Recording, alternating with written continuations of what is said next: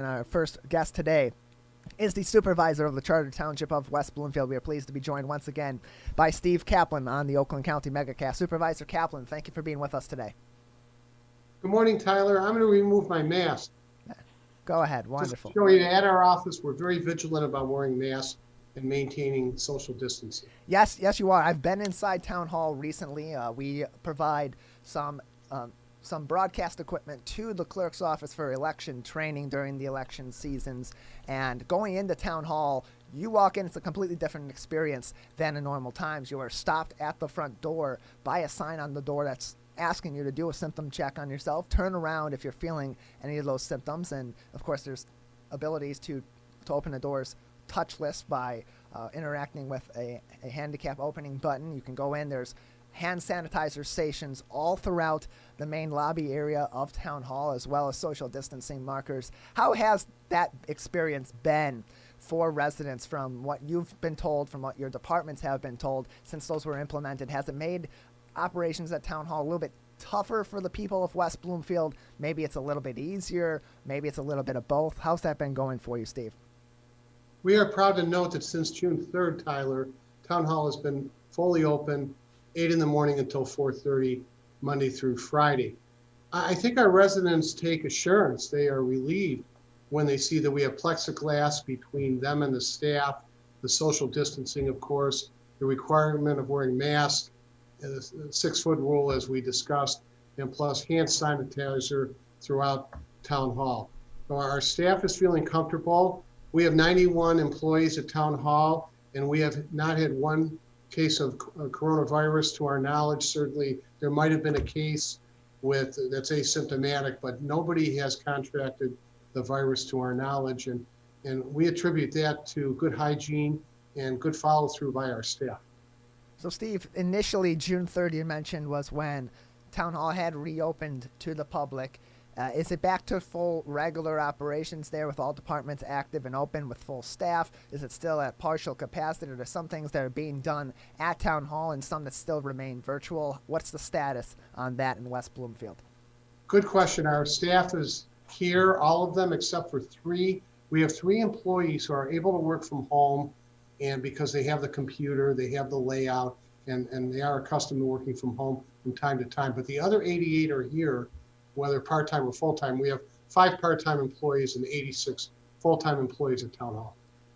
Steve Kaplan with us. He is the supervisor of West Bloomfield Township with us on the Oakland County Megacast. Steve, in addition, throughout this pandemic, like most municipalities, the Open Meetings Act has been modified in order to allow for virtual meetings so that you're preventing having the general public in person at Town Hall or in other municipalities at City or Village Hall for these municipal meetings. They're still ongoing. The next Township Board meeting is on Monday, August 17th, and that is a virtual meeting as well as the auxiliary boards as well. Do you presume that that is going to continue in West Bloomfield Township for the foreseeable future, or could people expect soon, potentially, a return to Town Hall for these municipal meetings? We anticipate, Tyler, that the governor's office, through extending an executive order, will permit or allow the virtual meetings all the way through the end of the year. Now, if we're given latitude, if we're given discretion to either conduct the meetings virtually or with full public attending, we would opt for the virtual meetings because that would make our staff and the visitors safe. As you know, as of now, you can't have more than 10 individuals in a room for a so-called indoor public gathering. And we can never keep it at fewer than 10 because we would have at least 10 employees. But the virtual meetings have been working. And surprisingly for me, a person who's been on the board since 2000, who's accustomed to the live meetings in the boardroom, they have been successful. And I think our board members have flourished. I don't think the public is being disadvantaged at all by way of the virtual meetings. We make it easy, Tyler, for any resident to participate by, we provide the Zoom number, and we have had residents participate by public comment. Also, you're showing the meetings live, I believe, and then they're available through Civic Center TV to be viewed anytime as a so-called rerun.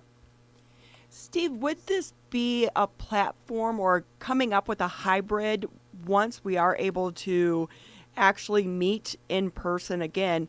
could there be a hybrid situation going forward for the people who, for whatever reason, couldn't come to City Hall? Would that be a possibility, like next year or something, or keeping that going? I like your idea because we as a government, we abide by the Open Meetings Act as our public expects. But we want to be as transparent as possible. You know, we don't have the secret, the code to Fort Knox here or for Coca-Cola or the combination lock for Fort Knox. So we want to be as transparent to the public. We want to be as informative as we can. We're not trying to hide anything here. In fact, public participation, even if it's as minimal as watching a meeting, benefits the public because they'll learn what local government is doing. For many people, they don't deal with county, state, or federal government. When they need something, it might be as simple as a permit or an inspection of a deck in the backyard. They're dealing with town hall, and they want to know that town hall is accountable, that the employees at town hall care. And you'll see, you've been at town hall, so you know that our employees tend to be very, very responsive and polite. We don't tolerate bad attitudes here. If you had a bad day and you're here at work, you had a bad yesterday, leave it at home because we expect the public to be treated with courtesy and respect and competence. Steve Kaplan with us. He is the Township Supervisor for West Bloomfield Township with us on the Oakland County Megacast. Steve, last week we talked to Bill Anderson from SEMCOG about how our municipalities are going to continue to be affected by the COVID-19 pandemic even long after the pandemic has concluded, particularly in budgeting and in state profit sharing after the pandemic has concluded. He said for this particular year, municipalities are in a decent spot. They're going to be able to get through pretty well considering the circumstances, but it's the next year or the years after that where they're going to be seeing these residual issues related to the pandemic. What's the status of West Bloomfield Township, and what are people like yourself and your other full-time board members like Terry Weingart and Debbie Binder and the rest of the Township Board of Trustees as well working on to ensure that as minimal of a hit as possible is taken by West Bloomfield Township as a result of the COVID-19 pandemic? Yeah, excellent matter for you to raise. As you know, a municipality's main sources of income are through real estate, through taxes, through ownership of property, real property. And then we have what's called revenue sharing, statewide revenue sharing, and that's based on sales taxes. For the year 2020, we anticipate revenue sharing to be in the amount of $5.9 million or about $1.5 million per quarter.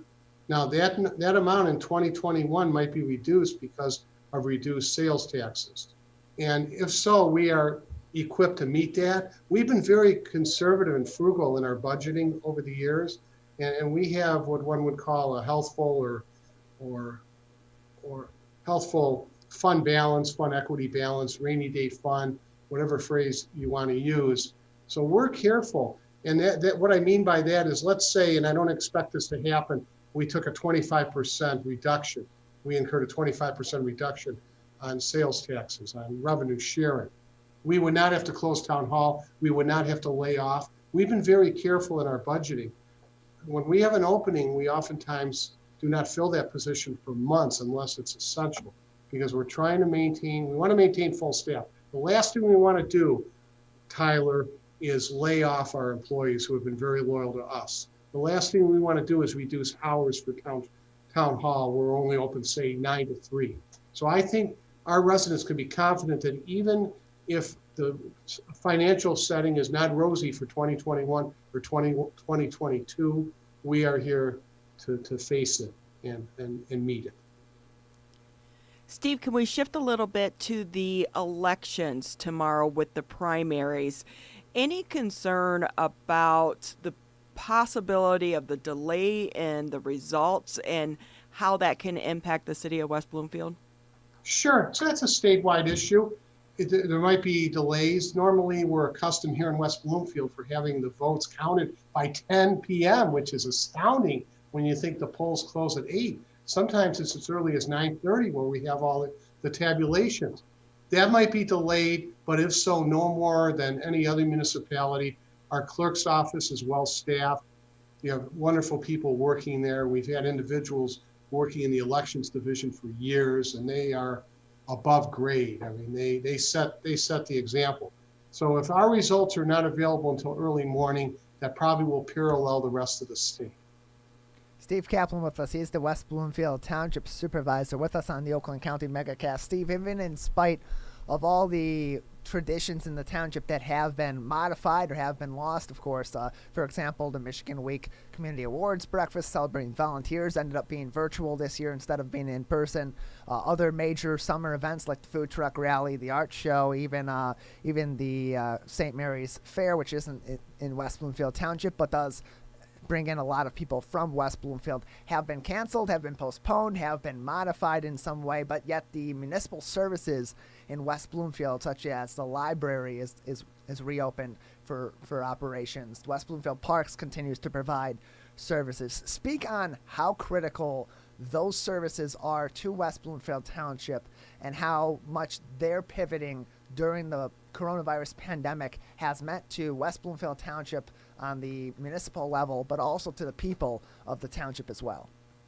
Quality of life is important, and for many people, life consists of more than working and being with family. It's the hobbies, it's the avocations, it's the interests, it's being able to go to a concert, the ability to visit the library at any time. So our library, as you know, is open. The services are limited.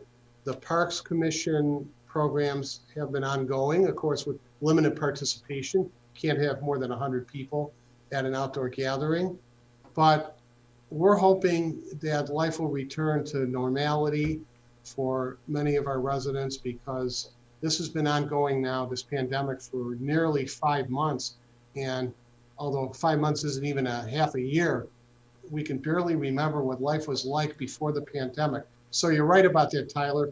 These events that make West Bloomfield special and other communities special, some of them have been curtailed or canceled, like the art fair. We were very disappointed that the art fair, presided over by Patty DeRosny from Hot Rocks Incorporated, that's one of the jewels of our township. And every summer for 2 days, our residents have the opportunity to enjoy partaking in the art fair.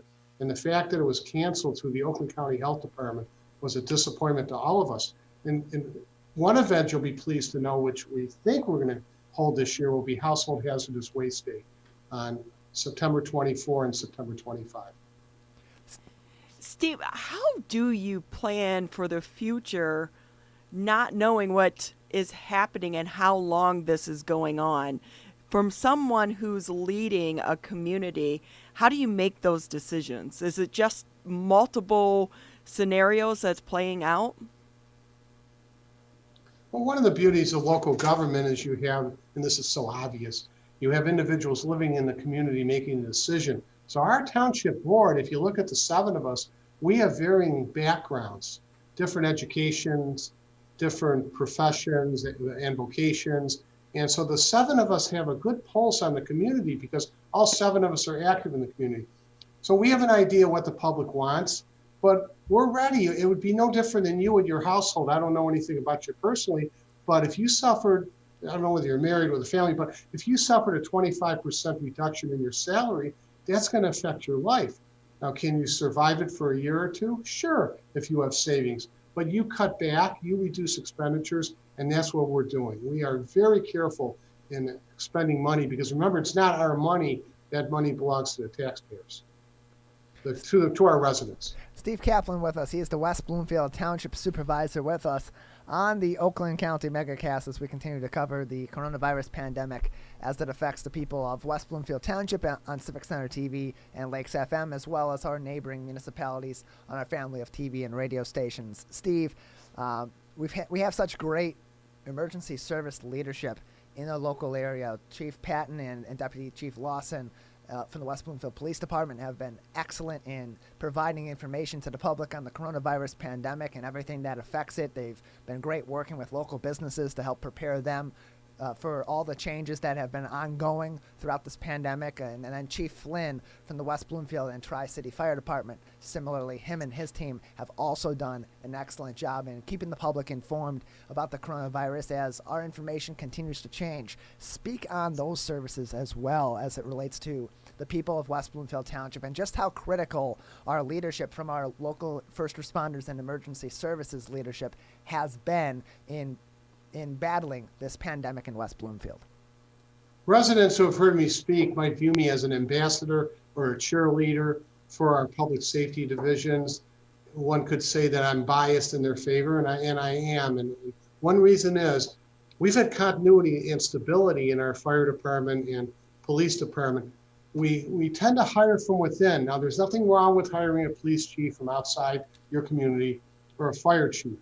But as long as I've been part of this board, we always have promoted deputy chief to the chief, the assistant fire chief to fire chief. So what does that mean?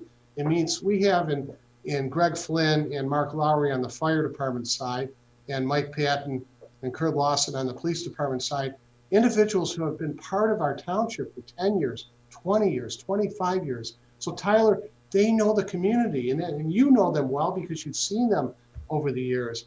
But I can't say they're the best fire chief and police chief in the world or even the county because I don't know everybody, but I can say that it would be hard for anybody to exceed the skills of our fire chief and police chief. And our millage, we sought a millage renewal for public safety in 2018, and it passed 82% to 18%. What does that mean? It means that our community is satisfied with public safety. And they know that if they call 911, they are likely to have a police vehicle, police vehicles, or fire department vehicles in fewer than 4 minutes. Imagine that, fewer than 4 minutes. That's life-saving for somebody whose heart stopped or somebody who had a stroke. So we are very pleased with our dispatchers and all of our firefighters and police officers, and we say we can compare with any community. Steve, just another minute or two with you before we let you go. Anything else that you'd like to touch on or that's important for the people of West Bloomfield to know before we say goodbye today? Well, know that we're concerned about your success, your happiness, your safety, and your health, and we're doing all we can here to enhance that. And I want to thank you again and Civic Center TV for all you do for our community. Because anybody who wants to know what is occurring in our community just needs to tune in on 89.3 Lakes FM or Civic Center TV. You are full of knowledge there. Well, we appreciate that from you, Steve, and we appreciate having you on today. Thank you for being with us. Thank you. Have a great day.